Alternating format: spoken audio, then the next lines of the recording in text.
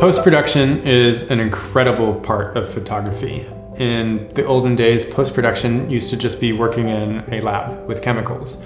And so Photoshop is that lab for digital photographers nowadays. So I have a pretty simple process of editing my photographs. Once I have an image that I want to play around with, I make sure that I make the color look accurate and the light look accurate. Then I get to play around a little bit. I'll remove something if it's distracting. A lot of times a climber's backpack will be at the base of the wall, and outdoor gear is very bright. And so if you have this beautiful climbing image and then there's a bright orange backpack right at the bottom of the route, just remove that.